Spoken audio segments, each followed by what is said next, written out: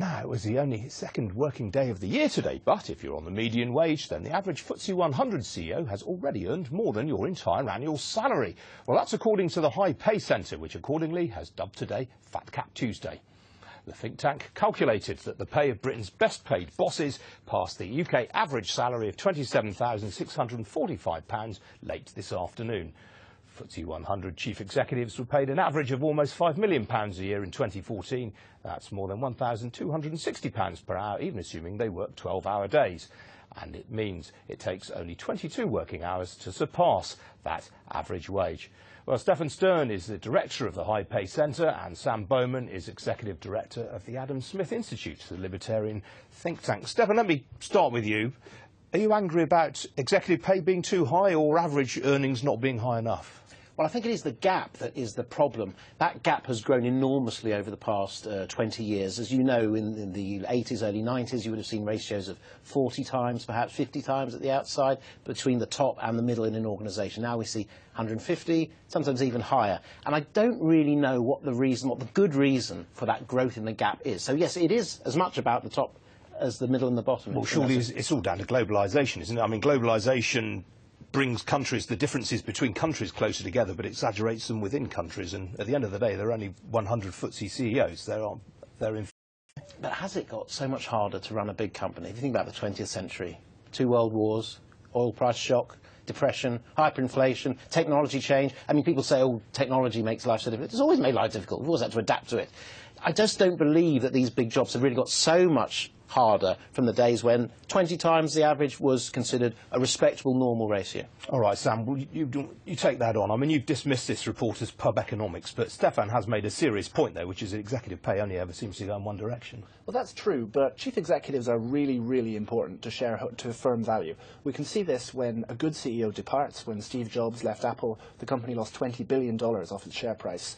When Tesco's CEO last December 2014 just announced that he was going to take on more hands-on role, Tesco became £200 million more valuable simply from that. And there are countless examples of good CEOs leaving and firms becoming less valuable, and bad CEOs leaving and firms becoming a lot more valuable. So it's important to know that a CEO really is very important and very easily, possibly 150 times more important to a firm's value than a single worker there. The question is, why is it? Why is it that CEOs are now more important to a firm's value than they were 40 years ago? That's a very, very interesting question. I don't see that the High Pay Centre has answered that question, and I certainly don't see that simply pointing to this is evidence that this is a problem. So how do you measure executive pay then, Stefan? How do you improve on the current setup? Well, I think we need something simpler and clearer. We need salary and exceptional bonuses for exceptional performance, not what we have now, as you know, with the salary being a relatively small element of the overall package. Lots of so-called performance-related and incentive payments unrelated to performance. And that's why the public outrage grows up. That's why there's irritation at these big numbers, apparently unrelated to performance. Also, on this sort of fast-track, 3-year life cycle of the CEO, engineering the share price up, hitting a target, moving on. Maybe a slight caricature, but you know what I'm talking about. These are perverse incentives. These rewards are encouraging the wrong way. So you're saying essentially that too many times failure is being rewarded. Sam, what do you make of that? Well, that's true, but you never know when you're hiring a CEO whether they'll be a success or not. You have to go by... Well, you'd hope they would be a success, wouldn't you? You would hope they would be. So you try and get the best person for the job as it looks from where you're standing. Sometimes you bring in performance-related pay, but as Stefan says, that's very, very difficult to go for. What's interesting is that I've heard many people say that this pay differential tells us that we need more performance-related pay, that the problem here is that bad CEOs are being paid when they shouldn't be. But in fact, because there's a risk premium involved with performance-related pay, the more performance-related pay is involved in this, the higher average pay will be for CEOs. So the more we get this, the worse the problem will be, according to the High Pay Centre. I don't see that they've addressed this problem at all. Stefan? I don't know about that. I think we've got some simplicity, some clarity now with the single figure, so that's shown us something, and yet what it's shown us is not good. It's shown us that really salary is too small a part of this overall package. Some of these numbers are just very, very big. I'm not a theoretician like Sam, but people look at these big numbers and they just ask why, and we know from the CIPD research for Christmas, it's very demotivating for the workforce. That can't be a good thing. All right, well, let's try this one for size. It's been pointed out elsewhere today that while we're talking about FTSE CEOs, Wayne Rooney would have hit the average annual salary in this country at this time yesterday. I mean, surely high pay among footballers is a far more pressing issue, isn't it? Is he on a win goal bonus as well? Well, there you are, but you see, arguably, there is a genuine market there with genuinely exceptional talent. I mean, of course, he's in a very powerful position with the agents. Well, I can think of plenty of footballers I've seen who are overpaid over the years. Who tend to provoke the cry of what a waste of money. So it does actually ring true when people can see someone's been they've overpaid for someone who isn't delivering. Football, the management changes come a bit quicker sometimes in the FTSE. All right. Slam, last word with you. Do you think this is going to be an issue throughout 2016? I think it probably won't be, to be honest.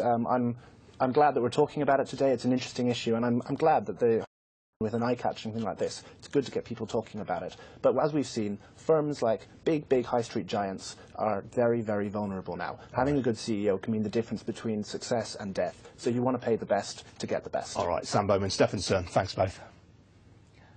Tomorrow marks the beginning of one of the biggest technology trade shows in the world as companies line up to unveil their most innovative and imaginative creations. Up to 176,000 people are expected to descend on Las Vegas for the annual CES event, with 3,600 companies hosting exhibits across 2 million square feet of floor space.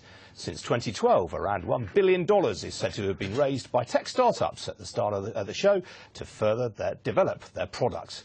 Well, my colleague Martin Stamford is on the strip at Las Vegas ahead of kickoff tomorrow, and he's been getting a sneak peek at the technology which is going to be showcased. Martin. Well, Ian, another statistic for you. They reckon there's going to be something like 20,000 product launches during the next few days.